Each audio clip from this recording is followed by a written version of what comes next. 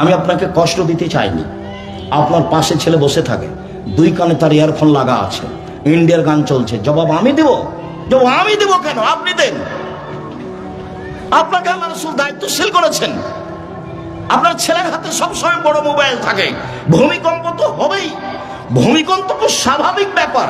আল্লাহ রাসূল বলছেন যে তিনটা পাপের কারণে তিনটা বিপদ নেমে আসে। আমার উম্মতের উপরে তিনটা পাপের কারণে তিনটা বিপদ নেমে আসবে।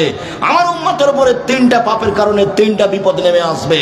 বিপদ তিনটা: এক, ভূমিকম্প হবে, খাসফুন; দুই, আকার আকৃতি পরিবর্তন হবে, মাসখুন; সন্ধ্যায় থাকবে মানুষ, সকালে হবে শোর, বানর। আমি এ কথা বলিনি, এ কথা মুহাম্মদ সাল্লাল্লাহু আলাইহি সাল্লাম বলেন। আমার উম্মত সন্ধ্যায় থাকবে মানুষ, সকালে হবে শুকুর, বানর। তিন, কাজফুন, সমস্যা নেমে আসবে, যেখানে যাবে সেখানেই ঝামেলা। কোর্ট কাচারি, অফিস আদালত, মসজিদ মাদ্রাসা, গ্রামে সব জায়গাতে কেউ কাউকে মানে না, শুধু হইচই, সমস্যা নেমে আসবে। তিনটা পাপের কারণে তিনটা বিপদ নেমে আসবে: এক, ভূমিকম্প হবে; দুই, সকালে সন্ধ্যায় থাকবে মানুষ, সকালে হবে শোর, বানর; তিন, সমস্যা নেমে আসবে। পাপ এক, এজা সারেবল খমুরা, যখন বিড়ি, তামাক, জর্দা, সিগারেট, গুল, নেশাদার দ্রব্য খাবে, পান করবে, তখন এই তিনটা বিপদ নেমে আসবে। দুই, জাহারাতিল কায়নাত, মেয়েরা যখন নাচবে, তখন এই তিনটা বিপদ নেমে আসবে। সব মোবাইলে মেয়ে নাচে, সব দোকানে মেয়ে নাচে, সব বাড়িতে মেয়ে নাচে, প্রায় সব মোবাইলে মেয়ে নাচে। মেয়ের হাতে মোবাইল আছে, আপনার ছেলের হাতও আছে। দুঃখিত, আপনাকে আমি কষ্ট দিনে, আপনার হাতও আছে, আপনার স্ত্রীর হাতে আছে। এই বাড়িটা হচ্ছে জেনার বন্যা। বন্যা কিসের?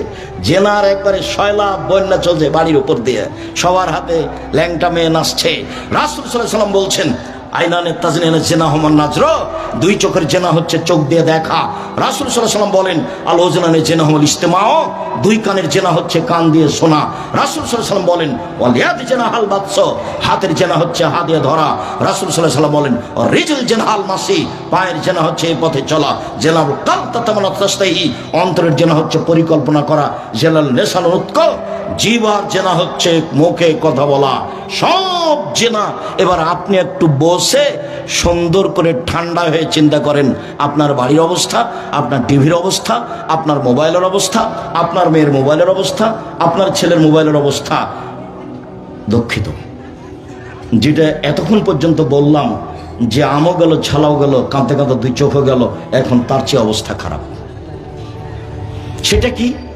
সেটা যেটা আল্লাহ বলেছেন। আল্লাহ কি বলেছেন? আল্লাহ বলেছেন, বুঝেও বুঝে না ওরা, অন্তর আছে বুঝে না, দেখেও